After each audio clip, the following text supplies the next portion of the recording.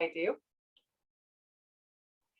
And today we're going to talk about reducing musculoskeletal injury risk, and we're going to specifically talk about the trades.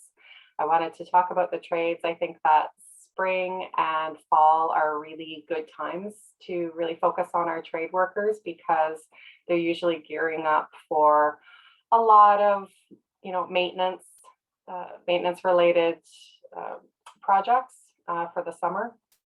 And then also when going into winter, there's just extra variables that they need to deal with.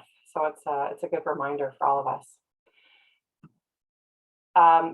This morning, we're going to go through just general musculoskeletal injury overview. We're going to talk about musculoskeletal injury risk factors and how to find those risk factors. We'll go through some stats from WCB, injuries as a whole across Alberta, and we'll also look at the trades in particular. We're going to look at job demand assessments as a way of identifying some risk factors and then just trying to figure out what to do with that knowledge.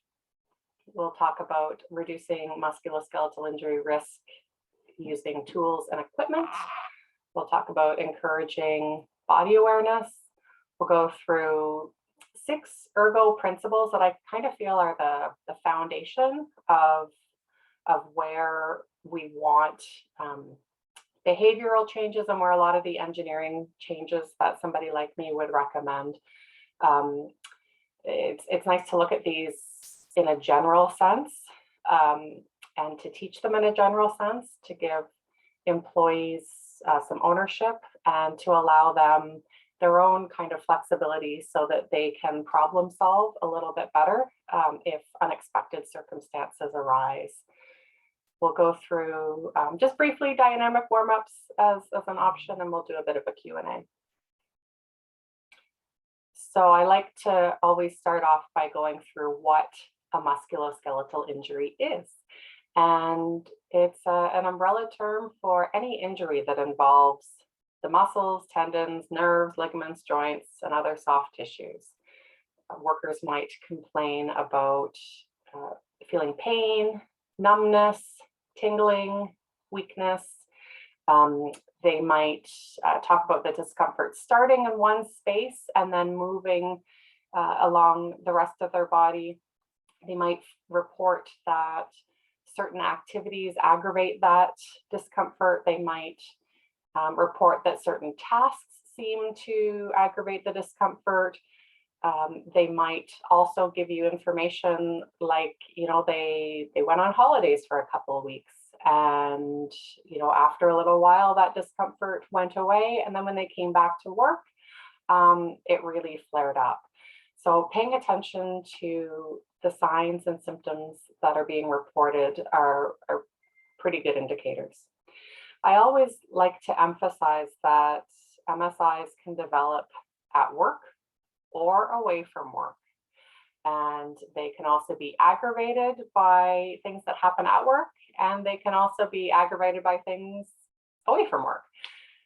So that's another reason why I speak generally with some risk factors and some recommendations, because I feel like if the workers can really take those risk factors to heart, and if they see them at their workplace, oh, I should be working with my elbows close to my body, maybe when they leave the workplace and they're packing their groceries into their vehicle, they're thinking of other ways that they can, pack the groceries into their vehicle with their elbows close to the body. So the main risk factors that we look at are forces. And so this could be lifting forces, gripping forces, pitching, forceful pushing or pulling, and that can be, pushing while walking. It could also include arm work. Awkward postures. I like to see why people have awkward postures. Is it a short person working at a workstation that's been designed for somebody who's really tall? Is there a lot of reaching involved? Is there a lot of low-level work? Are they alternating between squatting or kneeling or bending? Just trying to find the reasons why people do the things they do. And then we look at repetition and duration. So how often, how frequently are people going into awkward postures, or how frequently are they exerting specific forces, or are they holding those forces or postures for a really long period of time? Awkward postures is pretty linked in with force too, because we've got limbs and our body has a weight. So if we're holding an awkward posture for a really long time, that's our arm is a weight. So that kind of becomes a force as well. Contact stress can be an issue because we don't like it. So if we're kneeling for a long period of time, we're going to choose not to, for example, because we don't like that contact stress. So we might push ourselves into an awkward posture to get away from that contact stress. Vibration and jarring is a risk factor because it doesn't allow the body recovery time. Cold and hot temperatures are issues because they take moisture away from the muscles, and our body doesn't recover as easily in hot temperatures. With cold temperatures, our muscles and ligaments are really cold, and so they're not warmed up, literally, and so they're more prone to breaking and having little micro tears. So personal risk factors are also, a really big one. Those are things like age, size, diet, exercise. We want people to be fit for duty physically and mentally always before work. So how to find the risk factors? There's a number of different ways that organizations can find out about these risk factors. I would say the most common is through employee reports. So whether the employee expresses concerns, or if they report injuries, or if you've got a joint health and safety committee, and maybe that's something that keeps coming up in the minutes. Some companies regularly review their own injury stats within their departments or within the organization as a whole, and they try to see what's happening.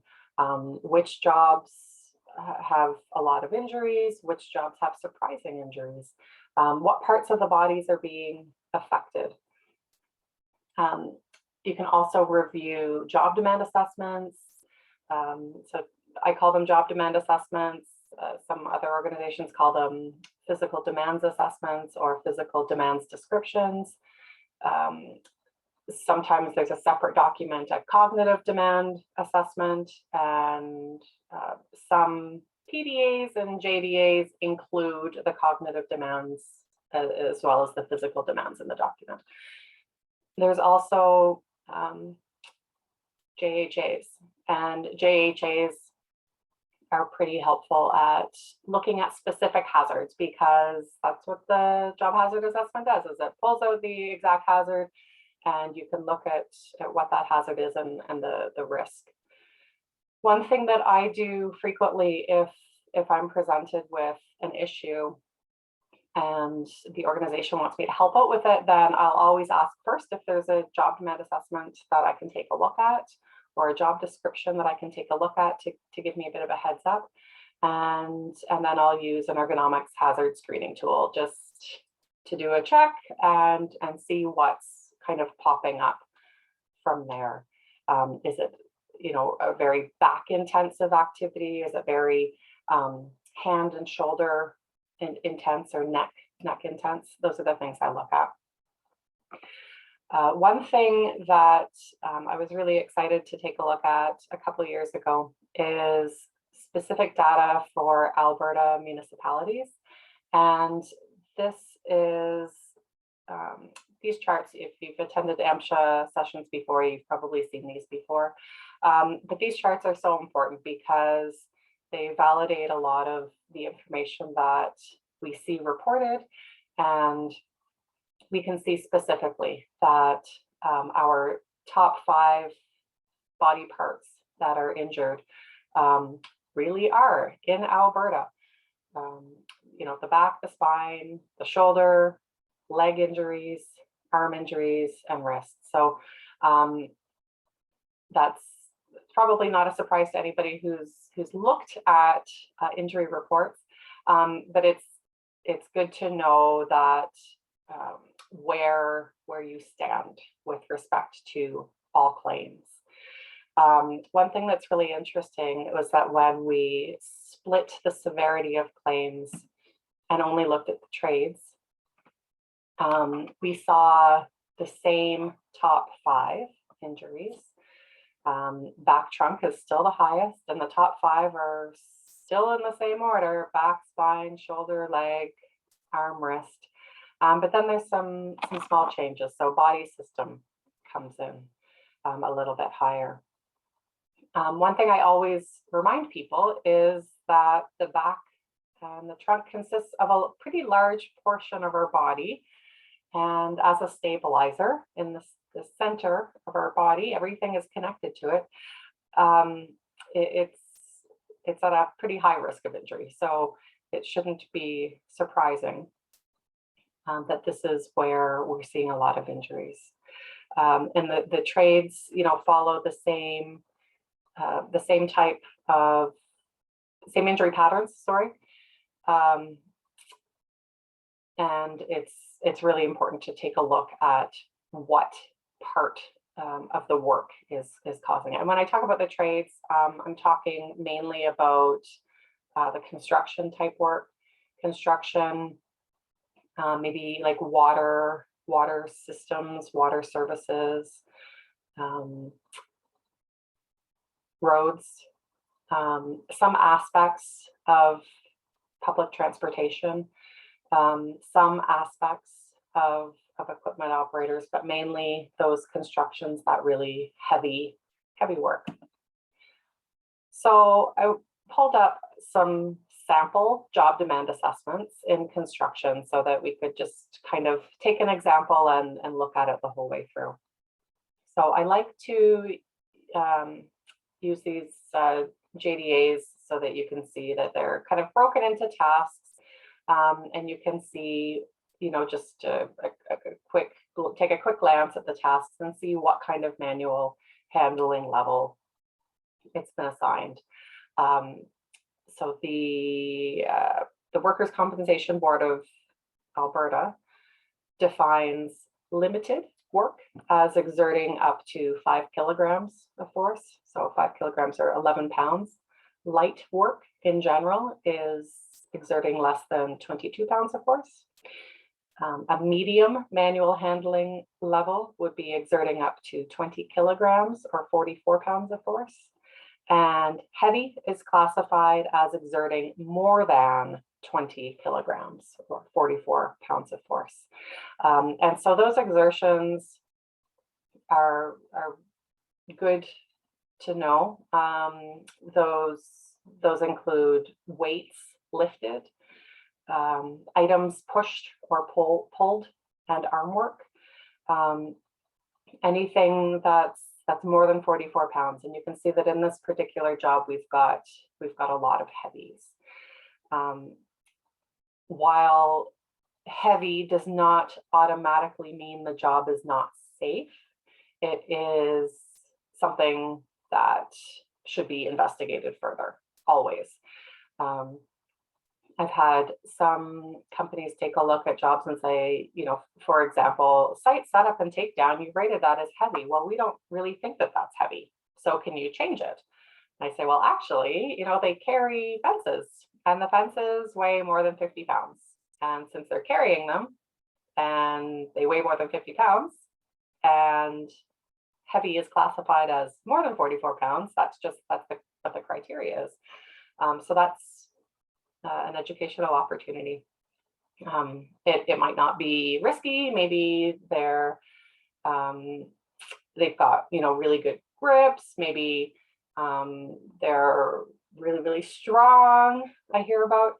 Maybe they're able to retrieve them at a really great height, a really great working height that allows them to keep a really straight back and keep their elbows close to their body. If they're able to grasp them at about that golden zone around waist height and move them back and forth, and it is just a transfer, an ergonomics assessment would probably be okay with that. But it's just something that needs to be investigated. But looking through these tasks is really important. Construction is one of those jobs which is really easy or really interesting to look at by project. Sometimes site setup and takedown, it happens within a day. Sometimes it happens within a week, or it could be a couple of years. You know, they might spend, you know, a few weeks setting up a site. And then they might spend a few weeks, a couple of years later, taking down the site. So, you know, this percentage of time each task is performed, it's kind of looking at the job as a whole, how everything comes together. Job demand assessments usually look at postural considerations. So how much standing is required? How much sitting is required? Are they exposed to whole body vibration, and when? We look at back postures. We look at what's causing the back bending, what's causing the back twisting, why might they be doing it? Is it a design change that we could implement to reduce some of that back twisting? Maybe if they take a few more steps, it would be fine. Maybe they're twisting because they're handling really large, awkward parts in tight, restricted spaces. So maybe if we really wanted to make sure that we were eliminating twisting, we're providing them with larger spaces so that they don't have to twist their back as much. We look at the whys and whats of prolonged neck positioning. Is it something that they're looking at? I've done a lot of work with wind turbines actually over the last few years. So I find even as an ergonomist, I am really trying hard to practice what I preach, because when I'm working at the wind farms, everything I'm looking at is way up in the air. And that happens with construction too. So if we've got supervisors and foremen who are you know, walking around on the ground, maybe they're looking up a lot. Why are they looking up a lot? Are they looking at specific tasks? Are they looking at the crane moving things in and out? Are they tilting their head? It's important to know why people are doing the things that they do before we try to tell them that they're doing something wrong, or, you know, maybe we need to change this. Because we also really need them to just do their jobs really well. So my job is always to find out how people are doing the things that they're doing, and to make sure that they can do it using neutral postures. So I like to look at these existing job demand assessments and job descriptions to take a look and see if there is anything that's kind of jumping out at me as something that I should investigate further, as something that we might be able to change and optimize to reduce injuries. I like to look at the frequency of exposure to awkward postures too. You can see we've got a lot of constants over here. So if we're doing something constantly, we're doing it for, you know, more than 50% of the time. So if we're spending more than 50% of a task with our hands above our shoulder, I would probably expect to see a lot of shoulder, neck, upper back injuries. And if I am seeing that, then I really want to figure out what I can do to optimize those postures. When I'm looking at the force consideration section of a job demand assessment, I want to see, I always take a look over kind of at the comment section and look to see what kind of weights and forces we're handling. And I like to know how often they're being handled. If something's handled very infrequently, then there's a chance that we might be able to get, you know, maybe 2 people to handle it, you know, an administrative solution like that to try and minimize the overall force that each person experiences. Whereas if it's something that happens all the time, then it's less practical to be able to assign 2 people to handle one particular thing. With construction, there's a lot of unpredictability, and I find it really helpful to acknowledge that with the workers, maybe in a pre-shift meeting or safety training beforehand, and just recognize that we know that there can be some unpredictability with specific tasks, especially if that's been outlined previously in a job hazard assessment. And then brainstorm and problem solve some different ways that we can protect our bodies when unpredictable things happen. So maybe if it's the weather and they really need to do a quick cleanup, or make a decision, is it safe if we finish moving this one object beforehand or not, or what we have to do to cover things. Maybe there's hail coming in and there could be some damage. So just acknowledging that weather can play a part, and other unpredictable aspects. So as well as lifting, we also see handling from carrying, pushing and pulling.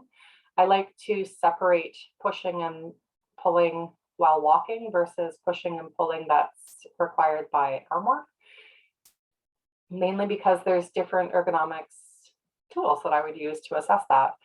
I find that if there's a lot of pushing or pulling that's required while walking, so if you're pushing a cart or moving a cart, that's an activity that's using a lot of the trunk muscles and the stabilizers, and so I frequently see back discomfort coming up if there's a lot of pushing and pulling required while walking with really high forces. Whereas if there's pushing and pulling that's required, like wrench work and things like that, then I might see a little bit of trunk discomfort, but it would always be associated with wrist, elbow, and shoulder discomfort, because those are the muscles that are primarily completing the work. And depending on the position of the tool, the length of the tool, the kind of leverage that they can get, the kind of postures that they're able to get into, if they're laying down, if they're laying on their back, if they're reaching above their arm, reaching above their shoulder to do the pushing pull work, or if they're able to work in kind of the golden zone, that will all make a really big difference. So I like to learn about that. So once we've identified some of the risk factors, we want to see what we can do to reduce those risk factors. So employee training is really important. It should be the baseline for everything. Training should always include recognizing the MSI hazards, recognizing the hazards and letting them know how to identify them and how to manage the hazards as best as they can. And it's not just things like, choose proper body postures. Oh, use proper body mechanics. That's a nice principle, but it's really more helpful to be able to give people direction. So work with the elbows close to the body as often as possible, things like that. If there's a table, put something on a table so that you're grasping it at a good height. We want to report hazards always for our fellow coworkers' protection, and also so that they can be handled at a higher level and reduced. These are things that somebody like me might get involved in. If there's a hazard, somebody's saying, we're always getting these materials delivered and it's low. I'm always picking things up off the floor. Is it possible that we can get things put onto a conveyor belt or delivered onto, a double high pallet or something like that, so that they're at a higher grasping level, or, use a forklift, to bring the material in to the warehouse, and then it's put onto a high, a waist high shelf, something like that, that people can access at a good hazard. We want people to be reporting pain and discomfort. I always want to hear about discomfort and pain at a minor level before it reaches disability. One thing that's been disheartening for me over the last couple of years is I haven't been hearing a lot of minor discomfort with COVID. People have been kind of waiting until they get to that disability stage to report that discomfort. And that's an issue for a couple of reasons. It means that they aren't going to be recovered very quickly. If it took a really long time for that pain to develop, it's going to take a really long time for that pain to go away. And it has higher implications for the workplace too. They may need to go off work for a period of time. We want to train employees to use existing controls. We want to find out if there are existing controls, why aren't they being used? And we want to evaluate the tools and equipment to make sure that they are doing the job that they are supposed to be doing. I also look at job control. So from a tools and equipment standpoint, I like to know, what do we have? What do we need? Is it doing the job that it's supposed to be doing? If you've got a lot of wrenches, for example, and you're exerting a lot of force, an 18-inch wrench isn't going to allow you to get the leverage that you need to exert high forces with low effort. So I get excited when, we've got some 4-foot long wrenches for really high work, maybe torquing and things like that. I like to know if things are being used properly. If it's not being used properly, why isn't it? Is it because it doesn't fit? That happens sometimes. Does it need some fine tuning? Sometimes implements, are brought in. Sometimes tools are brought in, but they're made of a slippery material or a not slippery enough material. So it changes how people interact with their tools. It might be too long or awkward, especially if it needs to fit into a pretty confined space. You might need to use 2 hands to handle an object instead of 1. That might be frustrating for people if they feel like it isn't helping them. If it feels inefficient, then they might not use it. So we need those barriers to be addressed specifically. And especially, I hear about, different types of lift assists and how people don't want to use them because they slow them down. While trying to find out why they slow them down, and is it possible to modify the lift assist so that it doesn't slow them down, so that people really want to use, these tools. I like to get employees involved in tools and equipment choices and planning because they are the ones who are going to be using it. We need buy-in from the employees, because if they don't have the buy-in, they're just not going to use them. And if they're not going to use them, then they're not going to be making the job better. PPE can sometimes be a challenge. I've learned of a lot of different new challenges that PPE has brought into the workplace with reducing the spread of COVID. So sometimes it's a challenge. I'd love to hear if the question and answer, if you want to tell me about some PPE that's been implemented, if that was a challenge and how you resolved it. I know with me, I learned that I do a ton of lip reading. And so working with people and wearing masks, I really had to rely on my auditory senses more than I usually do, because I typically do a lot of lip reading. So I needed to make some changes in how I do work. No more multitasking for Annie, basically, is kind of what that led to. We want to know what kind of job control people have. If people have little control over the demands and their environment, then they really need to rely on equipment and training, including body awareness. If they're exerting a lot of forces, if they're doing a lot of physically demanding tasks, do they have time to prepare for it? Excuse me. We want them to have time to prepare. We want them to decide, you know what, I'm going to move this really heavy cart, and I'm going to, adopt a wide stance. I'm going to relax my shoulders. I'm going to grasp this cart at a really good height. I'm going to make sure the cart isn't loaded too high so I can see around the whole thing.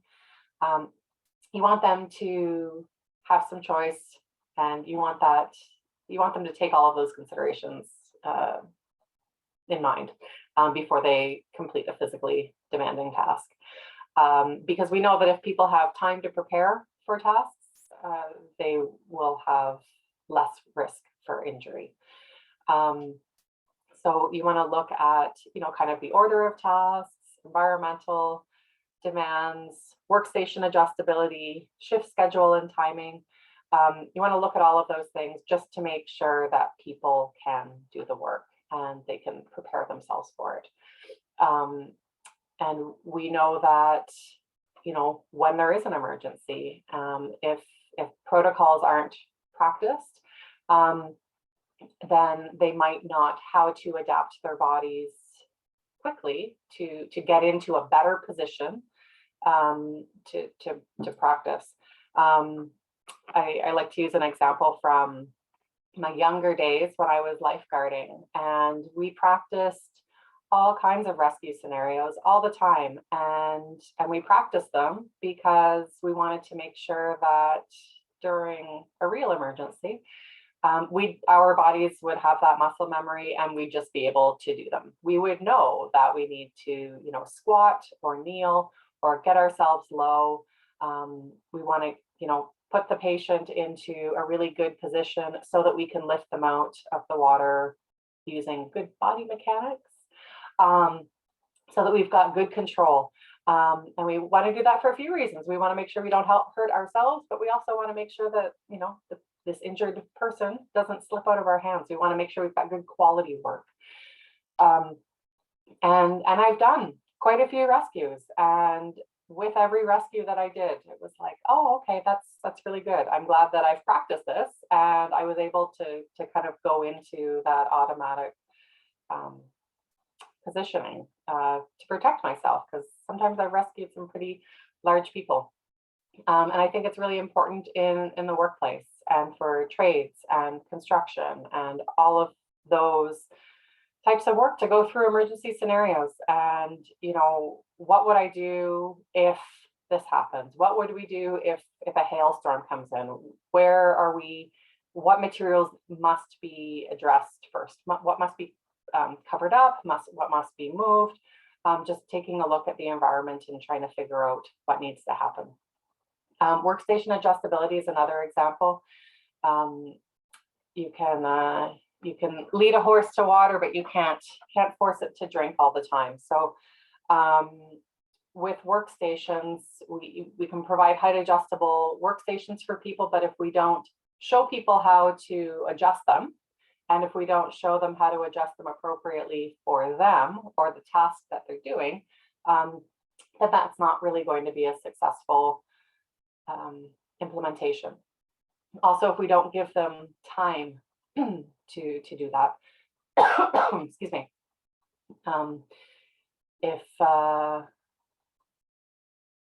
Okay, lost my train of thought there. I'm just going to grab some coffee.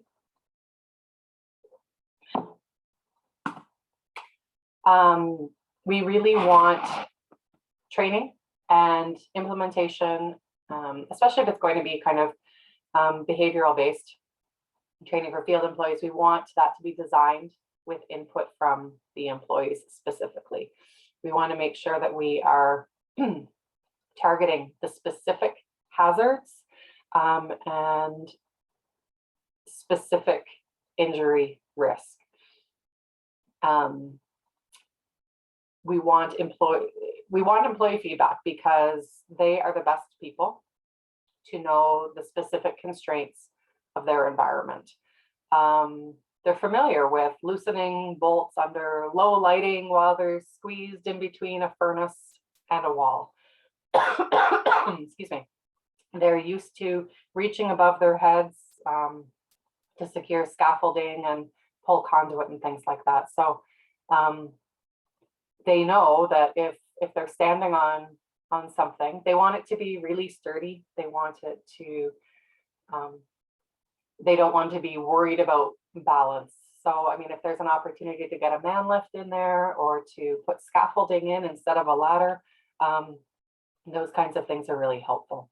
Sometimes it does require a little bit more advanced planning though. So having those employees, the feedback is really helpful. Maybe they don't have time. Why don't they have time? Maybe try to work with them on the timing aspect. We want training to target specific tasks and include appropriate tools while recognizing constraints and environmental limitations. During training, we want employees to troubleshoot typical and exceptional scenarios. This helps them to prepare to work through, alternative methods in a controlled manner, which will make them more successful. So they'll have the right tools available and accessible during practice. And then, if we make some things go wrong in a controlled setting, and then they're able to troubleshoot those when they get into, the field, hopefully that those different practices will come to them a lot faster. Timing is important to complete the tasks. We want people to consider at the employee level, we want them to schedule posture changes, retrieving different tools, putting away tools that are no longer needed, taking stretch breaks in between different tasks.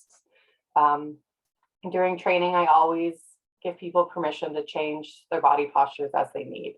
I want people to stand and move a little bit if they need to. I really don't want people to be working through the pain. Excuse me. So one thing that some companies may opt to do is to start a dynamic warm-up program to prepare the body for work. We've talked about these at other sessions with AMHSA. So if you haven't attended one of those, then please look in the archives or look into the dynamic warm-up guide. This is a way to prepare the muscles and to prepare the body to do work. We encourage the dynamic warm-ups to be completed, at the beginning of a shift or when they arrive at the job site. And some should be done, before completing a physically demanding task and after each break, and after driving for more than 30 minutes. Those are some good times to implement a dynamic warm-up. And then when we're doing training specifically, I'm going to review 6 very general ergo principles that I believe are kind of the starting point for all engineering and administrative controls that I would ever recommend. So these principles should all be practiced and strive toward as often as feasible. Encouraging employees to keep items off the floor is great for employees who have control over where they can put their tools and equipment. It's more challenging for those who do not have control. So I encourage people to take advantage of storing their equipment in an ideal location as often as possible, to make up for those times when they don't have the opportunity. I want people handling loads in this green zone. This green zone will look different from me and the person next to you, depending on stature. So I use keywords like between knuckle and chest height. So we know where chest height is. Knuckle is where if you're standing and you have your hands beside you, where your knuckle is. So just a little bit below your waist. So that's where your knuckle height is. handling most often in this green zone is ideal for adopting neutral back and upper extremity postures, because you don't have to reach over shoulder. I encourage people, in warehouses, especially where they have a little bit of control, to place the most commonly handled items and heavy items at waist height. Minimize floor level work as often as possible. Use tables, benches, and stands, forklifts, all kinds of things. Use whatever assets you have. If you do need to work with the hands below knuckle height and bend, I want you to bend at your hips and stick out your bum to maintain the natural lumbar curve in our spine. Our spine likes to keep that lumbar curve maintained. We want to keep objects close to the body or between the legs. So, and always use lift devices when available. And if they are not available, if you're a supervisor, find out why they are not being used. With the hands below the shoulder, we want to encourage people to do this whenever possible to make up for those times that they can't.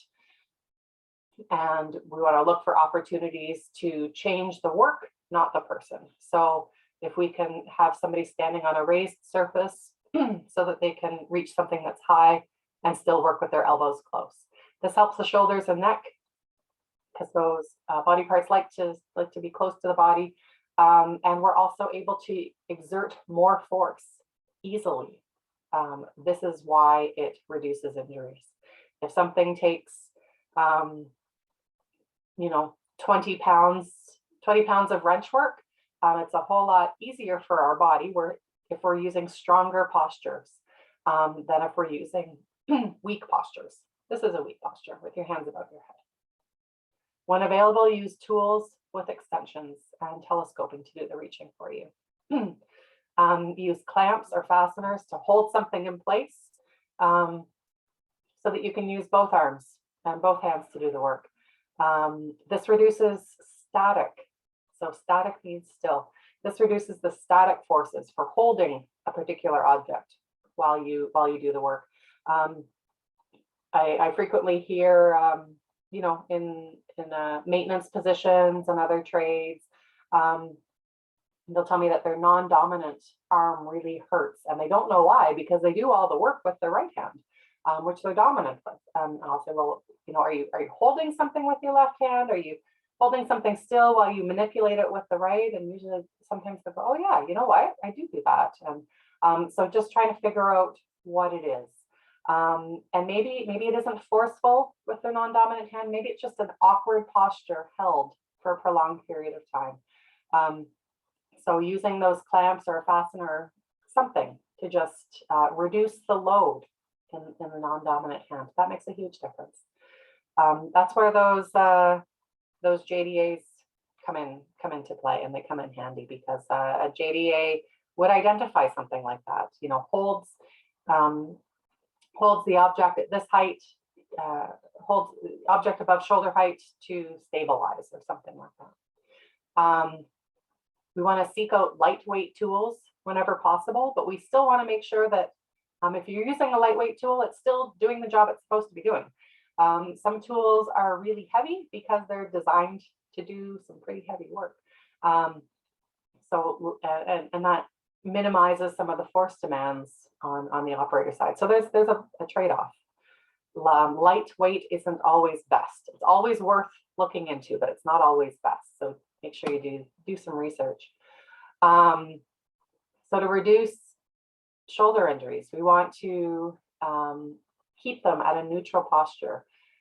If we see people shrugging their shoulders or rounding the shoulders or pulling them too far back, all of these awkward shoulder postures can increase the risk of injury. Our shoulder is very, very mobile, which is great, but it is not very stable. Its instability is what gives it a lot of mobility. So we really want to protect those shoulders. You want to limit overhead reaching, especially when you're handling heavy loads. You want to maintain a firm grip.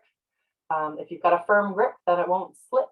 If it slips, might move yourself into an awkward posture to prevent the slip.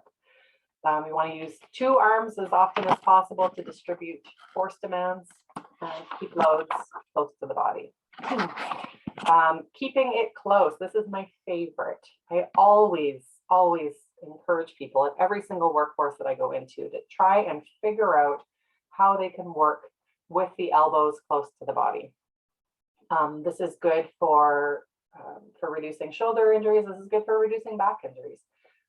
Excuse me, it's bringing things closer to your body. This will reduce the moment that your back needs to the moment of force that your back is exerting while it bends. Sorry, I couldn't think of the word bend.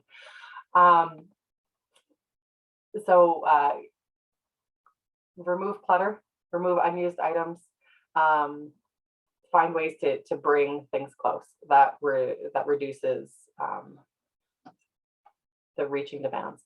When I encourage people to keep their elbows close, I usually see them making changes to their workspace to kind of comply with that. Instead of bending the back forward or far reaching, they might reach forward to bring something close to them. And then once they've got that item close to them, then they will do the lifting instead of starting a lift with a extended shoulder and an extended or a flex forward back. We always want people to kind of take a minute when they start to work to move things to where they want them. And I tell people to move your feet so your spine doesn't have to twist. And this is helpful when there is sufficient space to be moving things. If you've got people taking equipment in and out of a very packed C-can, for example, that might be harder for them to do. They might need to kind of move some of the larger items out of the way first, so that they don't need to twist as much when they get to the smaller items. So for reducing low back injuries, as we've seen from our stats and as we've seen from injury reports, the back is the most frequently injured body part due to workplace hazards. So a few things we want to do. We want to maintain that low back curve.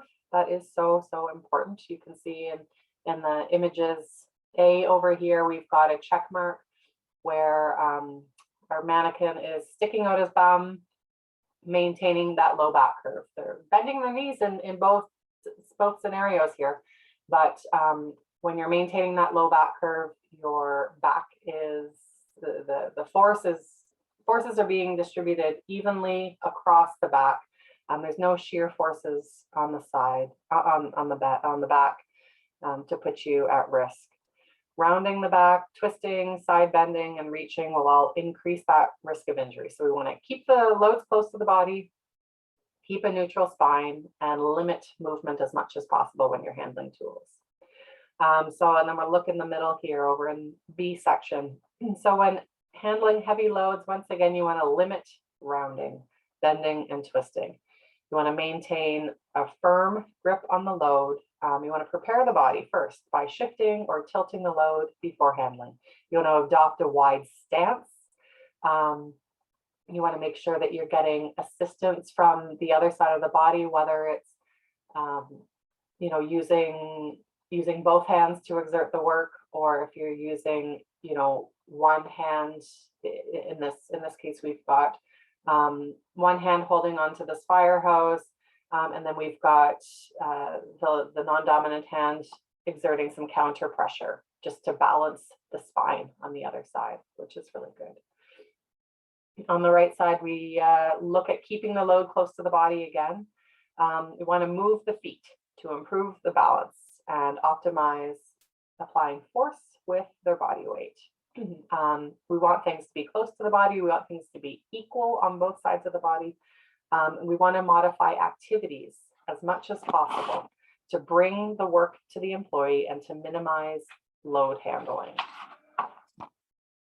So another key principle is to look straight ahead. I encourage employees when they're doing their kind of training to think of opportunities, or what are some challenges that you have from looking straight ahead. Maybe they load things really high, and so it's really hard to see. Maybe they've been able to add mirrors in lots of different places. Just encourage them to position objects that require looking or inspection at or below the eye level to match their vision in the task. We want people to adjust the distance of their work to about an arm's length from their eyes. Arm's length is a pretty broad term. It depends on how much you're looking at. If you're looking at a lot of things, you want all of the things that you're looking at to be at a good distance for you so that you can look at them with minimal neck twisting. So you want to make sure that you can see everything that you need to see with a neutral neck posture. That's kind of what I recommend. I want people to sidestep between workstations so that they can keep the work close, but also reduce neck twisting. Remove barriers. Removing barriers will also help people look straight ahead. The knee is strongest and has the lowest risk of injury when it's aligned with the hips and the ankles, with the body weight in the middle of the foot, as you can see in this green check mark picture over here. So this allows the knee to work harder for a longer duration and more efficiently because it's using all of the muscles in the lower back, in the hips, in the quads, in the legs. You're using them optimally in their correct line of action so that they can exert force easily. So you want to line up the tip of the kneecap over your middle toe, always. That's a nice little cue to tell people. Gripping. We want to arrange work so that your wrists are in a strong, natural posture to perform gripping tasks. If we've got a bent wrist, then that is not going to help you apply strong forces. We want tools that match the tasks. If there's something that somebody needs to get around, we want that handle to be bent instead of the wrist. The tool handle to be bent. If a tool breaks, if it's slippery, if the rubber coating kind of goes away, or if it's digging into your hand and causing contact pressure, those are really good signs that you should just replace the handle. Gloves can also help give you a better grip at times. And what was I going to say? So yeah, also make sure your tools are in really good condition. If they have strong vibration or kickback because they're kind of getting older, then they get them repaired or replaced. So changing work up as often as the employees have control over is really great. We want to design work so that there are working rests and micro breaks and different activities built in that allow the body to recover. So completing a task and then putting away all of your things. That could be seen as, wasted time, but it isn't really, because they need to put their tools away anyway. So they might as well put the tools away when they're done with them. It'll reduce clutter, and it'll also give the body posture breaks and force breaks from the task that was previously doing, especially if it was a task that required a lot of heavy wrench work. It's important that if there is control, that we encourage employees to organize their day to include a range of different tasks. So maybe there's some that require a lot of heavy force demands, some that require some kneeling, some that require some bending, some that require some overhead work. Whenever possible, spacing those activities out is preferable so that different parts of the body can have some rest time in between. Job rotation is something that comes up quite frequently as a way of reducing musculoskeletal injuries, but it shouldn't be the only fix. I always look to eliminate or reduce the hazards as much as possible before implementing something like job rotation, because if the hazards are still present and we employ job rotation, then we're just going to spread out the risk among many people instead of reducing that risk or eliminating the hazard. So we've kind of talked about a lot of different things. What I really encourage you to do is locate risk factors in the jobs that you're concerned of. Find out exactly what those risk factors are so that you can work to change those risk factors instead of finding something else to change that won't actually change the risk factor itself. So by that I mean, you know, if reaching is an issue in the job, adding a platform so that the worker is higher isn't going to fix the reach. It'll give them a better working height, but if they still have to reach, then that problem hasn't been solved.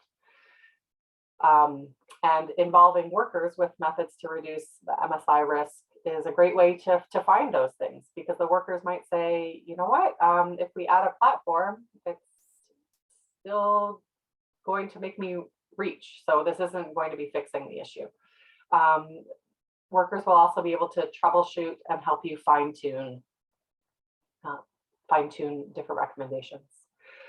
Using a dynamic warm-up to prepare the body for work is a great way to warm up the muscles, and using targeted training that incorporates those 6 ergonomic principles and body awareness can give employees in those specific workplaces and trades some directed tools to do their work safer and to incorporate those good body postures as often as they can.